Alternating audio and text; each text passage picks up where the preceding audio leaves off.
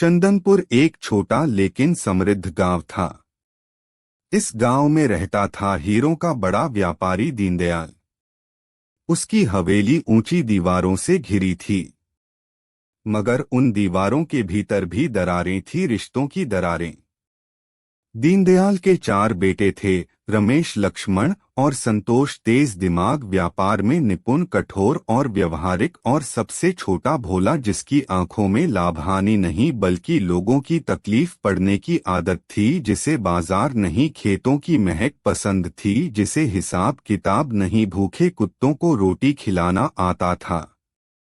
गांव वाले उसे मूर्ख कहते थे, लेकिन दीनदयाल जानता था जिसका दिल साफ हो वह दुनिया की चालाकी से हार सकता है, लेकिन इंसानियत में नहीं। तीनों बड़े बेटों की शादी हो चुकी थी। घर में 3 बहुएं आई, सुलेखा, विमला और कमला। शुरुआत में सब सामान्य था, लेकिन जल्द ही हवेली के भीतर एक अदृश्य राजनीति शुरू हो गई।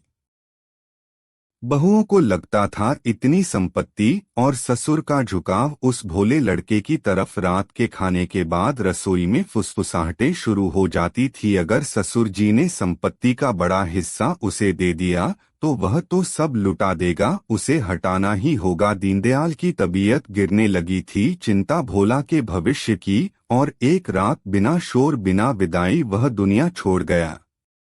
हवेली की दीवारें खड़ी रही, लेकिन भोला के लिए सहारा गिर चुका था। अब वह उस घर में मालिक का बेटा नहीं बल्कि उपेक्षित बोझ था।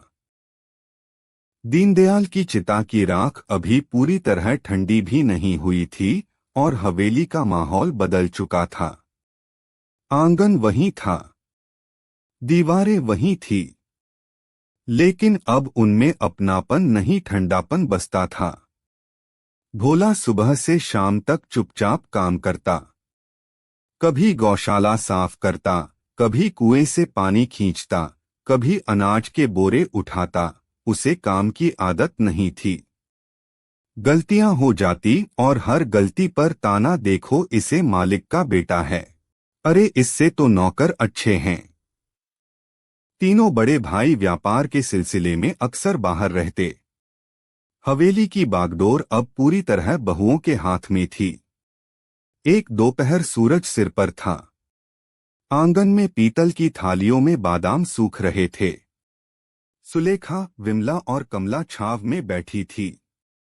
भोला पीछे के हिस्से में पानी भर रहा था। घड़ा उसके हाथ से फिसला, आवाज गूंजी। कमला ने होंठ भी, बस अब बहुत हो गया। सुलेखा ने धीमे लेकिन ठंडे स्वर में कहा, जब तक यह यहाँ है हम कभी निश्चिंत नहीं रह सकते। विमला बोली, लोग क्या कहेंगे? इतना बड़ा व्यापार और घर में एक नादान लड़का, कल को हिस्से की बात उठी तो कुछ पल सन्नाटा रहा। कमला की आंखों में एक अलग चमक उभरी। वह सबसे तेज दिमाग वाली थी। सीधे निकाल नहीं सकते भाई, लोग मानेंगे नहीं, लेकिन अगर वह खुद किसी मुसीबत में फंस जाए। दोनों बहुएं उसकी ओर देखने लगी। कमला झुकी, धीमे बोली, उसे पता ही नहीं दुनिया कैसी है। उसे किसी ऐसे काम पर भेज दो जिससे वह लौटकर ना आए। सुलेखा का गला सूख गया। मतलब जंगल? विमला फुसफुसाई, वो काला खो वाला। कमला ने सिर हिलाया। हाँ वही, जहां शाम के बाद कोई नहीं जाता। सुलेखा कुछ देर सोचती रही, फिर बोली, लेकिन कैसे? कमला ने योजना समझानी शुरू की।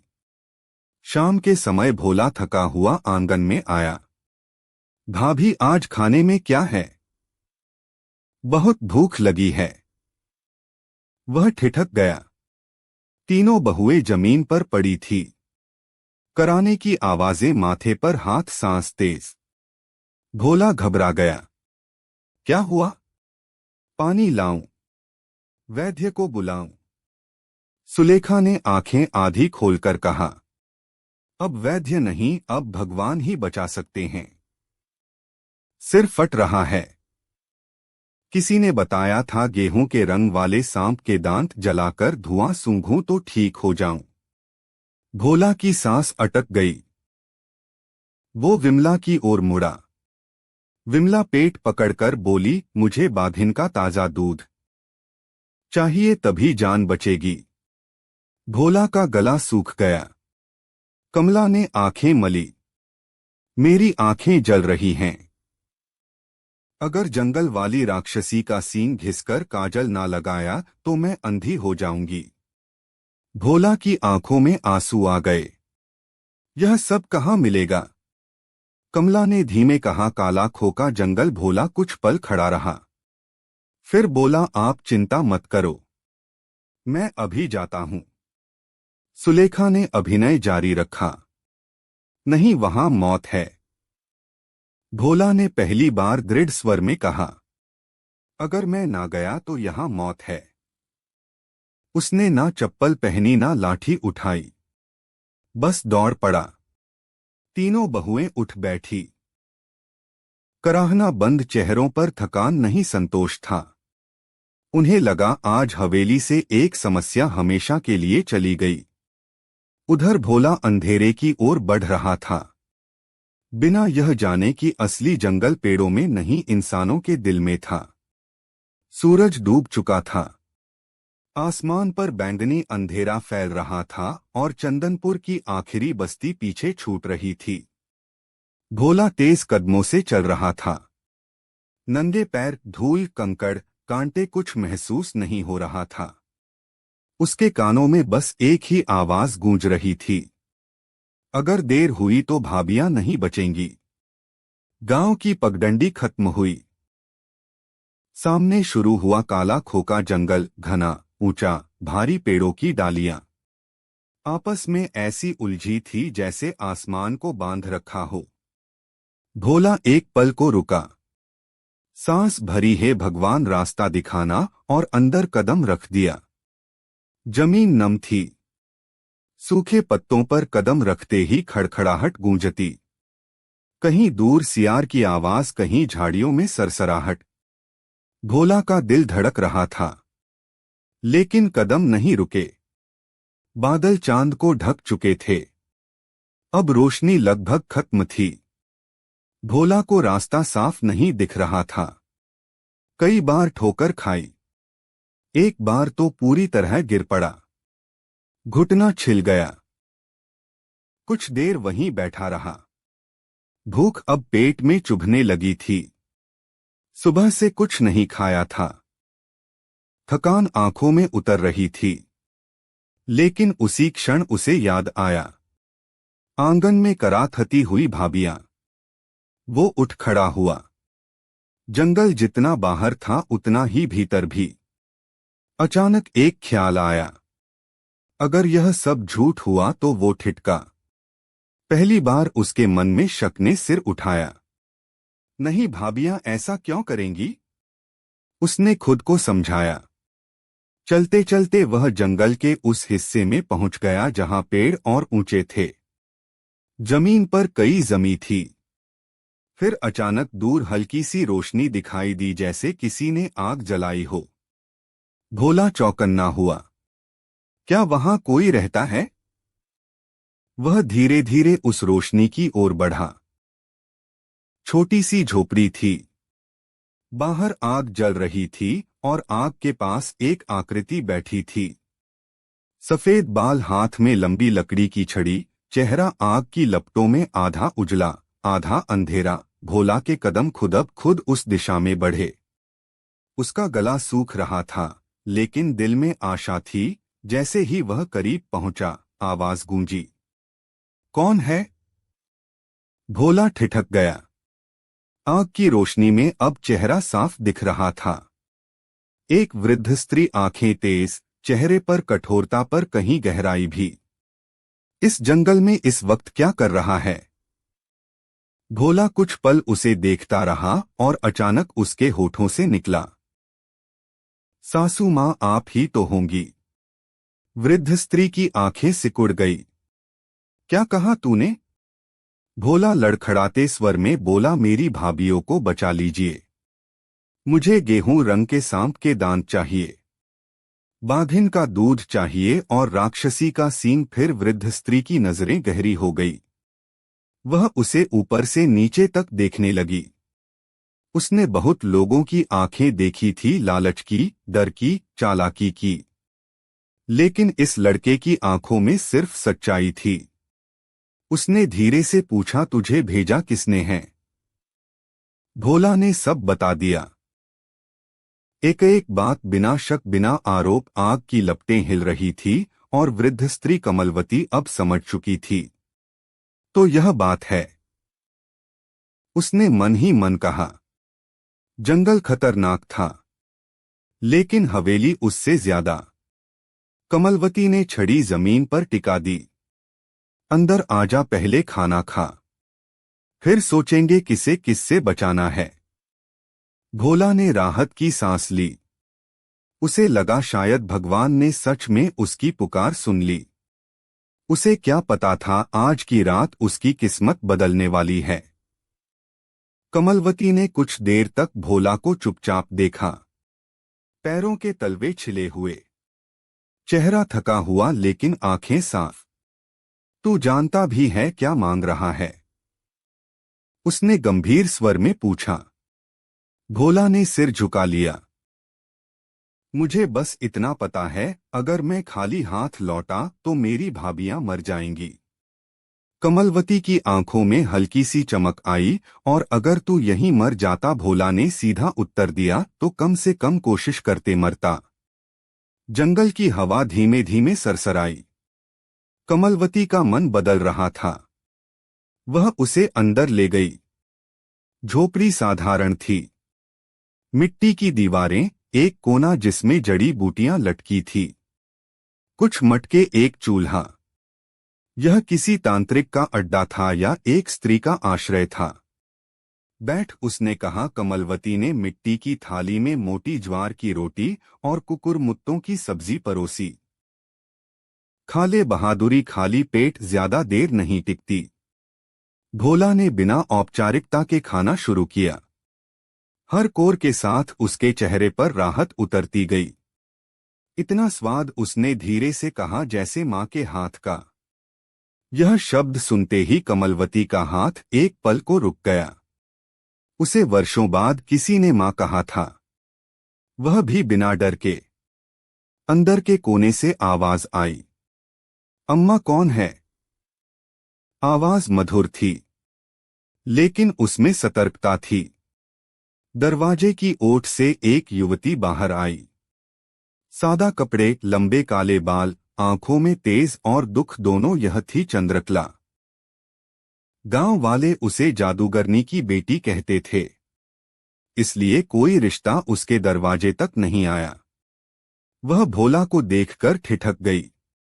भोला ने नजर उठाई और पहली बार उसे देखा। ना कोई लालसा, ना चौक, बस सहज मुस्कान। आपने खाना बनाया? उसने सरलता से पूछा। चंद्रकला ने हल्का सा सिर हिलाया। बहुत अच्छा है। इतना सीधा उत्तर, बिना बनावट। चंद्रकला के भीतर कुछ हल्का सा हिला। कमलवती ने भोला से पूरी कहानी विस्तार से सुनी। बीमारी, सांप के दांत, बाघिन का दूध, राक्षसी का सींग। सब सुनने के बाद कमलवती की आंखें कठोर हो गई। तुझे मरने भेजा है उन्होंने? भोला चौंका। नहीं, ऐसा मत कहिए, तू इतना भी नहीं समझता। कमलवती की आवाज भारी थी। सांप के दांत, बाघिन का दूध, यह सब बहाने हैं। उन्हें लगा जंगल तेरा काम तमाम कर देगा। भोला चुप हो गया। पहली बार उसके भीतर कुछ टूटा। लेकिन आश्चर्यजनक बात यह थी, उसने गुस्सा नहीं दिखाया। बस धीमे से बोला, अगर ऐसा भी है तो मैं उनके लिए बुरा नहीं सोच सकता। चंद्रकला ने यह सुना। उसकी आंखों में सम्मान उभरा। ऐसा आदमी जो धोखे में भी द्वेष ना रखे। कमलवती बाहर आई, आग के पास खड़ी हो गई। वह सोच रही थी, यह लड़का मूर्ख नहीं है। यह निष्कपट है और दुनिया निष्कपट लोगों को कुचल देती है। वह अंदर लौटी। उसने गंभीर स्वर में कहा, मैं तुझे दवाइयां दूंगी, लेकिन एक शर्त है। भोला तुरंत खड़ा हो गया। जो कहें मेरी एक बेटी है। कमलवती ने चंद्रकला की ओर देखा। उसका कोई सहारा नहीं। लोग उसके नाम से डरते हैं। अगर मैं मर गई तो वह अकेली रह जाएगी। भोला ने चंद्रकला की ओर देखा। वह नजरें झुकाए खड़ी थी। तू उससे विवाह करेगा? भोला ने कुछ पल सोचा। घर में उसका कोई स्थान नहीं था। यहाँ कम से कम सम्मान था। उसने धीरे से कहा, अगर इससे आपकी चिंता कम होगी तो मैं तैयार हूं। चंद्रकला ने सिर उठाया। उसकी आंखों में पहली बार उम्मीद थी। सुबह होने से पहले ही कमलवती उन्हें पास की पहाड़ी पर बने पुराने शिव मंदिर में ले गई। मंदिर टूटा फूटा था। दीवारों पर काई जमी थी, लेकिन वातावरण पवित्र था। ना कोई मंत्रोआर का शोर, ना भीड़, बस कमलवती की गंभीर आवाज, अग्नि की छोटी सी लौह और दो हाथों का मिलन। कमलवती मुस्कुराई।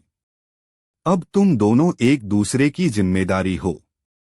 विवाह के बाद कमलवती उन्हें वापस झोपड़ी लाई। झोपड़ी के अंधेरे कोने से उसने एक भारी लकड़ी की संदूक निकाली। पुरानी लेकिन मजबूत। इसमें तेरी भाभीियों की दवा भी है और उनकी परीक्षा भी। उसने धीमे कहा। भोला ने अर्थ नहीं समझा, लेकिन चंद्रकला समझ रही थी। यह सिर्फ संदूक नहीं, एक रणनीति है। कमलवती ने गंभीर स्वर में कहा, याद रख, डर सबसे बड़ा हथियार होता है। जिसने तुझे डर से मारना चाहा, उसे उसी डर से जवाब मिलेगा। सुबह की पहली किरण जंगल में उतरी। बैलगाड़ी तैयार थी। सुबह की धूप अभी जंगल के ऊंचे पेड़ों से पूरी तरह नीचे नहीं उतरी थी। झोपड़ी के बाहर बैलगाड़ी खड़ी थी। भोला अब एक नवविवाहित युवक और उसके पास बैठी चंद्रकला, शांत संयत लेकिन भीतर से सजग। कमलवती ने भारी लकड़ी की संदूक बाहर खिसकवाई। संदूक साधारण दिखती थी, पर ध्यान से देखने पर पता चलता था उसकी बनावट असामान्य थी। किनारों पर लोहे की मजबूत पट्टियां, ढक्कन के भीतर अतिरिक्त लकड़ी की परतें और अंदर कई छुपे खांचे। भोला ने भोलेपन से पूछा, सासू मां, इसमें सच में सांप के दांत हैं? कमलवती ने उसकी आंखों में देखा। बेटा, इसमें दांत भी हैं और जवाब भी। भोला कुछ समझा नहीं। जब भोला बैलगाड़ी ठीक कर रहा था, कमलवती ने चंद्रकला को एक तरफ बुलाया। याद है मैंने क्या सिखाया था? उसने धीमे पूछा। चंद्रकला ने सिर हिलाया। कमलवती ने संदूक का ढक्कन हल्का सा उठाया। अंदर 3 अलग अलग हिस्से बने थे। पहले हिस्से में एक बड़ी टोकरी जिसमें एक नियंत्रित हल्का सा सुस्त किया हुआ सांप था। उसके दांत निकाले नहीं गए थे, लेकिन उसके मुंह पर महीन जाली का जुगाड़ था, ताकि वह काट ना सके। सिर्फ फुफकारे। दूसरे हिस्से में एक लकड़ी का यांत्रिक ढांचा जो ढक्कन खुलते ही उछलता और जानवर की आकृति बनाता। साथ में सूखे पत्तों और चमड़े की परतें, जिससे खुलते ही बाघ जैसा भ्रम पैदा हो। तीसरे हिस्से में धुएं की छोटी थैली, खास जड़ी बूटियों का मिश्रण। ढक्कन पूरी तरह उठते ही एक झटका तंत्र सक्रिय होता और धुएं के साथ भयावह आकृति उभरती। कमलवती बोली, डर कल्पना से पैदा होता है। उन्हें लगेगा कि जो उन्होंने मांगा था वही सामने है। चंद्रकला की आवाज स्थिर थी। अगर उन्होंने भोला को फिर सताया, कमलवती का चेहरा कठोर हो गया, तब यह संदूक बार बार खुलेगी। कमलवती ने भोला को बुलाया। सुन बेटा, यह संदूक तेरे भरोसे है। इसे रास्ते में मत खोलना। और याद रख, कभी कभी सीधे लोग भी सीधे वार नहीं करते। समझदारी से जवाब देते हैं। भोला मुस्कुराया। आप चिंता मत कीजिए, मैं सब ठीक कर दूंगा। कमलवती ने उसके सिर पर हाथ रखा। नहीं बेटा, अब तेरे साथ वो है जो ठीक करना जानती है। उसने चंद्रकला की ओर देखा। बैलगाड़ी जंगल से बाहर निकल रही थी। पहली बार भोला ने चैन की सांस ली। तुम्हें डर नहीं लगा? उसने चंद्रकला से पूछा। चंद्रकला हल्का मुस्कुराई। डर तो तब लगता है जब इंसान अकेला हो। भोला ने सहजता से कहा, अब तो हम दो हैं। यह शब्द साधारण थे, लेकिन चंद्रकला के लिए गहरे। गांव की पहली झलक दिखाई दी। लोग खेतों से लौट रहे थे। कुछ ने बैलगाड़ी देखी। फुसफुसाहट शुरू हुई। अरे, यह तो भोला है, और यह लड़की कौन, और यह बड़ी संदूक? भोला को परवाह नहीं थी। वह सिर्फ एक बात सोच रहा था, भाभियां ठीक होंगी। लेकिन चंद्रकला जानती थी, अब असली परीक्षा शुरू होने वाली है। बैलगाड़ी हवेली के दरवाजे पर रुकी। दोपहर का समय था। आंगन में सन्नाटा। तीनों बहुएं अंदर बैठी थी। उन्हें पूरा विश्वास था, भोला अब कभी नहीं लौटेगा। दरवाजे पर बैलगाड़ी की आवाज गूंजी। एक नौकर दौड़ता हुआ अंदर गया। बड़ी बहू जी, देवर जी आ गए। तीनों के चेहरों का रंग उड़ गया। क्या वे बाहर आई, और जो दृश्य सामने था, उसने उनके पैरों तले जमीन खींच ली। भोला सही सलामत, साथ में एक अत्यंत सुंदर संयत युवती और बैलगाड़ी में भारी संदूक। भोला ने मासूम मुस्कान के साथ कहा, भाभी, सब ले आया हूं। सुलेखा ने अपने भाव संभाले। यह लड़की कौन है? भोला गर्व से बोला, मेरी पत्नी चंद्रकला। तीनों के मन में एक साथ कई सवाल उठे, लेकिन असली झटका तब लगा जब भोला ने कहा, और जो वस्तुएं चाहिए थी वह सब इस संदूक में हैं। तीनों की आंखें चमक उठी, लालच और डर दोनों साथ। कमला ने धीरे से कहा, अंदर रखवा दो। संदूक कमरे में रखी गई। दरवाजा बंद। तीनों बहुएं अकेली। कमरे में भारी सन्नाटा। ढक्कन के कुंडे खुले। सुलेखा ने गहरी सांस ली और संदूक उठाई। अगले ही पल अंदर से तेज फुफकार। जाली में बंधा गेहूं रंग का सांप फन उठाकर लहराया। सुलेखा चीखते चीखते रह गई। घबराहट में उसने ढक्कन बंद कर दिया। दिल इतनी तेज धड़क रहा था कि जैसे छाती फट जाएगी। विमला कांपती हुई बोली, क्या था?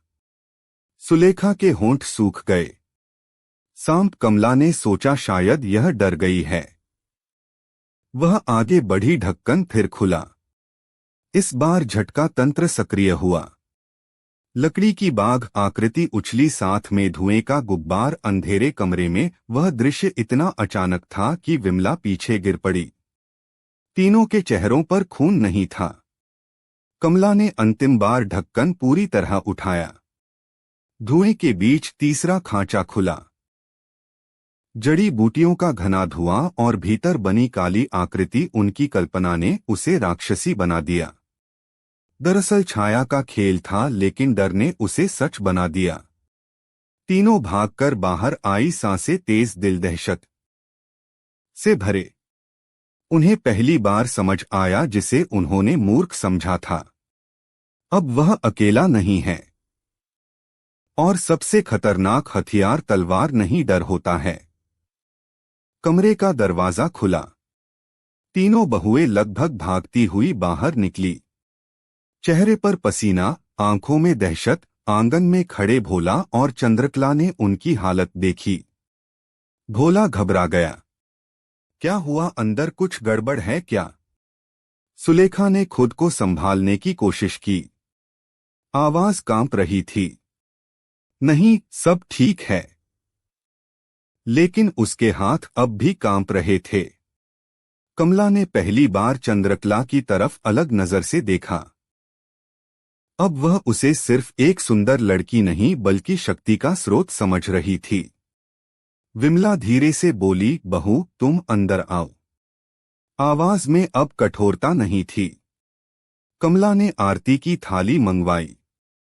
कुछ देर पहले जो लड़की घर में घुसने की जुर्रत कर रही थी, अब वही सम्मान से दहलीज पार कर रही थी। भोला सब देख रहा था। उसे सच में लगा भाभियां ठीक हो गई। लेकिन चंद्रकला समझ रही थी, यह डर है, परिवर्तन नहीं। उस रात हवेली का एक अलग कमरा, पहली बार भोला को अपना अलग स्थान मिला था। वो उत्साह में बोला, देखा सब ठीक हो गया, भाभियां भी अब ठीक है, तुम्हारी दवाइयां काम कर गई। चंद्रकला ने उसे गौर से देखा, तुम्हें सच में लगता है कि वे बीमार थी? भोला चुप हो गया। जंगल की बात याद आई, कमलवती के शब्द याद आए, तुझे मारने भेजा है उन्होंने। भोला ने पहली बार धीरे से पूछा, क्या सच में उन्होंने मुझे मरने भेजा था? चंद्रकला ने सीधे जवाब नहीं दिया। अगर तुम्हें कुछ हो जाता? यह प्रश्न हवा में लटक गया। भोला की आंखों में पहली बार पीड़ा थी, लेकिन गुस्सा नहीं। मैंने उनका कभी बुरा नहीं सोचा और अब भी मत सोचो। चंद्रकला बोली, लेकिन अब खुद को कम मत समझो। उधर दूसरे कमरे में तीनों बहुएं जाग रही थी। सुलेखा फुसफुसाई, वह लड़की साधारण नहीं है। कमला ने धीमे स्वर में कहा, साधारण है लेकिन समझदार है, और उसकी मां खतरनाक। विमला कांपते हुए बोली, अगर उसने सच में हमें नुकसान पहुंचाने की ठान ली तो पहली बार उन्हें एहसास हुआ जिसे वे हटाना चाहती थी। अब वही घर में एक नया संतुलन बना चुका है। हवेली का माहौल अलग था। भोला को काम नहीं सौंपा गया, ना ताने ना कटाक्ष। सुलेखा ने स्वयं उसके लिए नाश्ता भिजवाया। भोला हैरान था। भाभी मैं खुद ले आता। नहीं बेटा, सुलेखा ने मुस्कुराकर कहा, अब तुम घर के बड़े हो। यह वाक्य सुनकर भोला ठिठक गया। पहली बार किसी ने उसे इस रूप में संबोधित किया। चंद्रकला दूर खड़ी सब देख रही थी। कुछ दिनों बाद रमेश, लक्ष्मण और संतोष लौटे। उन्हें खबर मिल चुकी थी, भोला की शादी हो गई है। वे चकित थे। बैठक में चारों भाई बैठे, पहले की तरह भोला को बाहर नहीं किया गया। रमेश ने पूछा, जंगल गए थे? भोला ने सहजता से सब बताया, लेकिन षड्यंत्र का जिक्र नहीं किया। चंद्रकला चुप थी। फिर उसने पहली बार धीरे से कहा, व्यापार में इस बार जो घाटा हुआ वह अनाज के गलत भंडारण के कारण है। तीनों भाई चौंके, तुम्हें कैसे पता? गोदाम की नमी देखी है? उसने शांत स्वर में कहा, अगर सूखे नीम के पत्ते और राख मिलाई जाए तो नुकसान कम होगा। संतोष ने अविश्वास से देखा, लेकिन कुछ दिनों में उपाय काम कर गया। घाटा रुक गया। धीरे धीरे बैठक में चंद्रकला की राय ली जाने लगी और उसके साथ भोला भी बैठने लगा। एक शाम आंगन में वही तीन बहुएं बैठी थी। इस बार उनकी बातचीत अलग थी। बहू समझदार है, विमला बोली, और भोला, सुलेखा ने धीमे कहा, वह मूर्ख नहीं है, बस अलग है। कमला ने स्वीकार किया, हमने गलती की थी। यह स्वीकारोक्ति आसान नहीं थी, लेकिन डर ने उन्हें बदलने का मौका दिया। रात को छत पर भोला आसमान देख रहा था। मैं सच में इतना बेकार था क्या? उसने पूछा। चंद्रकला उसके पास बैठ गई। तुम बेकार नहीं थे, तुम अनगढ़ थे, और अब तुम्हें खुद को पहचानना है।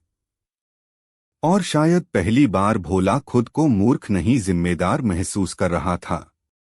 चंदनपुर की हवेली अब पहले जैसी नहीं रही थी। वही ऊंची दीवारें, वही आंगन, वही दरवाजा, लेकिन हवा बदल चुकी थी। कुछ महीने बीत चुके थे।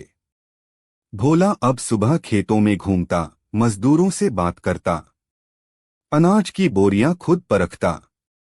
उसे अब समझ आने लगा था, व्यापार सिर्फ मुनाफे का हिसाब नहीं, लोगों के भरोसे का नाम है। चंद्रकला उसके साथ खड़ी रहती। जहां भोला दिल से फैसला करता, वहां चंद्रकला दिमाग से दिशा देती। धीरे धीरे भाइयों ने भी गौर किया। भोला अब गलती नहीं करता। वह सुनता है, सोचता है, फिर बोलता है। एक दिन खबर आई, पास के शहर में हीरो का व्यापारी कम दाम पर सौदा करने को तैयार है। रमेश और लक्ष्मण परेशान थे। अगर यह सौदा गलत हुआ तो बड़ा घाटा होगा। पहली बार बैठक में चंद्रकला ने नहीं, भोला ने कहा, 100 मत करो। तीनों भाई उसकी तरफ देखने लगे। क्यों? भोला ने शांत स्वर में कहा, जिस व्यापारी ने अचानक कीमत कम की है, उसका कारण सही नहीं हो सकता। सस्ता माल या तो चोरी का होता है या नकली। रमेश ने गहरी सांस ली। तुम्हें कैसे भरोसा? भोला मुस्कुराया। पहले मैं लोगों की आंखें पढ़ता था, अब उनके इरादे भी पढ़ने लगा हूं। सौदा रोका गया। कुछ दिनों बाद खबर आई, वो खेप सच में नकली थी। उस दिन पहली बार तीनों बड़े भाइयों ने खुले शब्दों में स्वीकार किया, भोला तुम सही थे। यह जीत सिर्फ व्यापार की नहीं थी, आत्मसम्मान की थी। उधर आंगन में सुलेखा ने एक दिन चंद्रकला से कहा, हमने तुम्हारे साथ अच्छा नहीं किया था। चंद्रकला ने हल्की मुस्कान से जवाब दिया, अगर आप अच्छा करती तो हमें अपनी ताकत पता कैसे चलती। कमला ने धीमे स्वर में जोड़ा, उस संदूक में सच में क्या था? चंद्रकला ने सीधी नजर से कहा। डर। तीनों एक दूसरे की तरफ देखने लगी। वह समझ चुकी थी, जिसे उन्होंने हथियार बनाया था, उसी डर ने उन्हें झुकाया। एक शाम भोला अपने पिता की पुरानी तिजोरी के सामने खड़ा था। उसने उसे खोला नहीं, बस हाथ रखा। बाबा, आपने कहा था इरादा नतीजे से बड़ा होता है। उसकी आंखें भीग गई। आज अगर दीनदयाल होते तो शायद गर्व करते। साल बीतते गए। चंदनपुर में अब लोग कहते, हीरे पहचानने वाला व्यापारी तो दीनदयाल था, लेकिन इंसान पहचानने वाला उसका बेटा है। भोला अब गांव के झगड़े सुलझाता, किसानों को उधार देता बिना सूद के, और मजदूरों के बच्चों के लिए पाठशाला खुलवाई। चंद्रकला ने हवेली को सिर्फ संपत्ति का घर नहीं, सम्मान का स्थान बना दिया। कहानी यह नहीं कि मूर्ख जीत गया। कहानी यह है कि जिसे दुनिया मूर्ख समझती है, वह अक्सर सबसे कम स्वार्थी होता है। सादगी कमजोरी नहीं होती, बस उसे सही दिशा चाहिए, और जब सच्चाई को बुद्धिमानी का साथ मिल जाए तो सबसे बड़ा षड्यंत्र भी टिक नहीं पाता।